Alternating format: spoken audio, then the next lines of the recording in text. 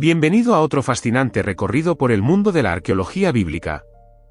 Antes de comenzar, no olvides darle me gusta a este vídeo, compartirlo con tus amigos y familiares, y dejar un comentario con tus opiniones o preguntas sobre el tema. ¿Aparecen drogas en la Biblia? Lo que descubrirás a continuación podría desafiar ideas comunes. Hoy te llevaremos tras bambalinas a una colección de museo única, repleta de reliquias antiguas que ayudan a dar vida a la historia bíblica. Incluso desde tu hogar, podrás contemplar la riqueza arqueológica vinculada a los tiempos sagrados. Así que ponte cómodo y prepárate para explorar qué nos revelan antiguos altares, rituales olvidados y recipientes milenarios sobre este polémico tema de las sustancias en las Escrituras. Vamos allá. La idea de que se mencionen drogas en la Biblia suele sorprender al lector moderno. Un ejemplo impactante es el hallazgo de un altar judío antiguo en Tel Arad, ahora preservado en un museo israelí, que contenía restos de una sustancia psicoactiva perteneciente a la misma familia que el cannabis. Este descubrimiento generó controversia. Algunos lo interpretaron como una prueba de que las Escrituras aprueban el uso de alucinógenos, alegando, por ejemplo, que el cálamo mencionado en la Biblia se refiere a la marihuana, y que el incienso quemado en el templo incluía sustancias que alteraban la mente. No obstante, estas interpretaciones son erróneas. El sitio de Tel Arad era conocido por mezclar la adoración hebrea con ritos cananeos paganos. Reflejaba un periodo de rebelión espiritual en la historia de Israel, incluso con la absurda creencia en una supuesta esposa del Señor. Esto no formaba parte del culto legítimo y ordenado por Dios en Jerusalén, sino de una expresión religiosa distorsionada y no autorizada durante un tiempo de apostasía. Pero, ¿qué fue exactamente lo que se encontró en Tel Arad? ¿Y cómo debería esto cambiar nuestra visión sobre las prácticas religiosas antiguas? En el yacimiento arqueológico de Tel Arad, que alguna vez fue un puesto militar en el desierto, los investigadores descubrieron un pequeño santuario con dos altares, uno aparentemente dedicado al Dios de Israel, y otro vinculado quizás a una diosa pagana, imaginada como su compañera durante un tiempo de corrupción espiritual. Se hallaron residuos oscuros sobre uno de los altares, y fueron analizados en laboratorio. Los resultados revelaron la presencia de cannabis. Es decir, el incienso quemado allí probablemente contenía elementos psicoactivos usados en rituales religiosos. Pero es esencial comprender que esto no formaba parte del culto oficial en el Templo de Jerusalén. El culto de Tel Arad era sincretista, una mezcla entre fe hebrea y ritos paganos.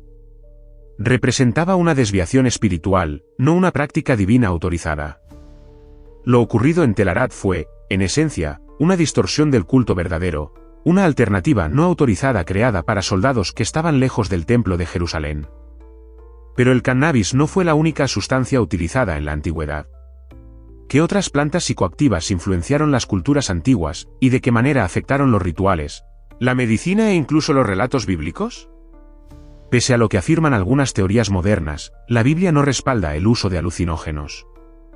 Ciertas interpretaciones sugieren que el incienso bíblico contenía marihuana o que el cálamo, mencionado en las Escrituras era, en realidad, cannabis. Estas ideas, sin embargo, carecen de base sólida.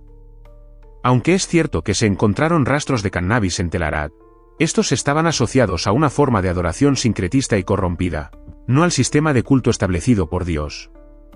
Relacionar esas prácticas con una supuesta aprobación divina tergiversa el mensaje bíblico.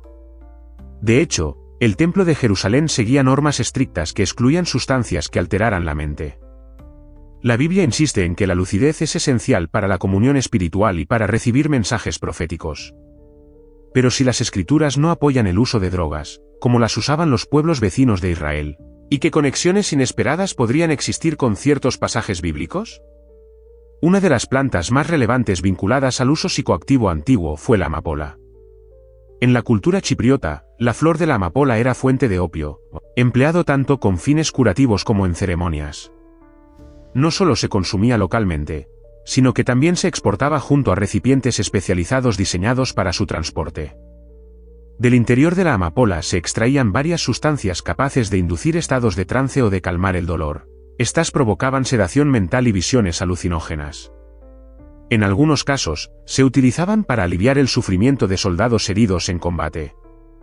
Curiosamente, el opio también tenía un papel en rituales religiosos, especialmente en fiestas paganas que incluían embriaguez, desenfreno sexual y esfuerzos por distraer a las deidades. Muchas veces se mezclaba con vino o cerveza para intensificar sus efectos y alterar la conciencia. Pero, ¿de qué manera se consumían estas sustancias en la antigüedad? ¿Y qué objetos se usaban para almacenarlas y administrarlas? Las culturas antiguas no solo utilizaban sustancias psicoactivas, también creaban recipientes específicos para ellas. Un ejemplo destacado es el frasco bilbil chipriota, un pequeño recipiente de cerámica diseñado para conservar y transportar opio. Muchos de estos frascos imitaban intencionalmente la forma de la flor de la amapola, haciendo alusión directa a su contenido. Los modelos más grandes se usaban en templos, hogares o en contextos médicos, mientras que las versiones más pequeñas eran portátiles. Algunos incluso tenían cuellos inclinados que facilitaban la bebida. Al voltear estos frascos, su forma evocaba claramente el bulbo y tallo de la amapola, una elección visual cargada de simbolismo. La práctica era tan extendida que los israelitas terminaron creando sus propias versiones de estos frascos chipriotas. Aunque de diseño más simple, mantenían la misma forma inspirada en la amapola y el mismo propósito. Estos recipientes contenían tanto opio líquido como incienso, y en ocasiones eran utilizados para quemar las sustancias en su base, liberando vapores alucinógenos destinados a ser inhalados. Pero, ¿qué significado más profundo escondían estas formas? ¿Y cómo influía ese diseño en la forma en que las personas experimentaban encuentros espirituales? Las civilizaciones antiguas desarrollaron múltiples técnicas para consumir sustancias psicoactivas, en especial el opio derivado de la amapola. Un método común consistía en raspar el látex de la planta y mezclarlo con vino u otras bebidas fermentadas. Esta combinación generaba un potente efecto sedante, con usos médicos y rituales. En otros casos, la flor entera se trituraba hasta formar un polvo que luego se disolvía en alcohol. Más allá del consumo oral, también se quemaba el opio como incienso. El humo era inhalado para provocar visiones y un estado mental alterado. Los recipientes diseñados para este fin solían tener doble propósito. Contenían el líquido y servían como base para la quema. Inhalar los vapores mientras se bebía la mezcla aumentaba los efectos, dejando a la persona altamente vulnerable a visiones místicas o a un desapego emocional total. Pero, ¿eran estos estados alterados interpretados como experiencias divinas, o eran engaños peligrosos? ¿Qué revela la Biblia sobre la verdadera claridad espiritual frente a las ilusiones inducidas por sustancias?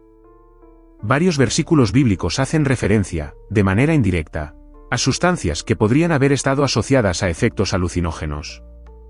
Por ejemplo, en Jeremías 8 y 14 y Jeremías 9 y 15 se menciona agua envenenada o agua amarga, que algunos estudiosos interpretan como bebidas mezcladas con compuestos derivados de la amapola.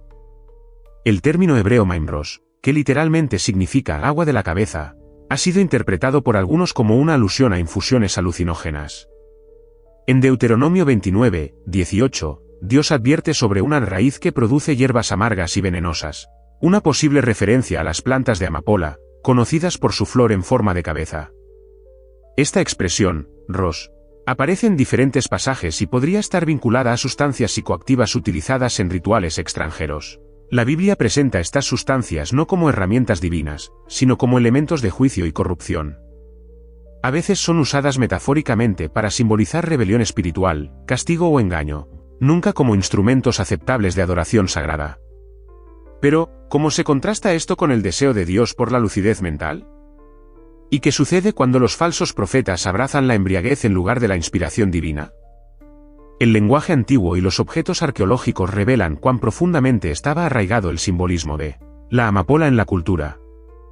Términos como agua de la cabeza o hierba de la cabeza, en hebreo probablemente hacían referencia tanto a la forma física como a los efectos mentales de la flor.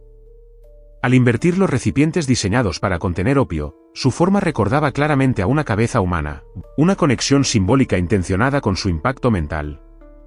Incluso los objetos decorativos reflejaban esta simbología. Por ejemplo, alfileres ornamentales usados en la ropa tenían remates en forma de bulbo de amapola. Esta elección estética no era casual, representaba una sociedad en la que el opio tenía tanto un uso funcional como espiritual. Curiosamente, mientras que algunas traducciones bíblicas interpretan la expresión hierba de la cabeza como hierba amarga, esto genera confusión, ya que las hierbas amargas sí eran prescritas en rituales sagrados como la Pascua. La interpretación más precisa apunta hacia plantas alucinógenas, no hacia hierbas culinarias. Pero si Dios condenaba estas hierbas de la cabeza,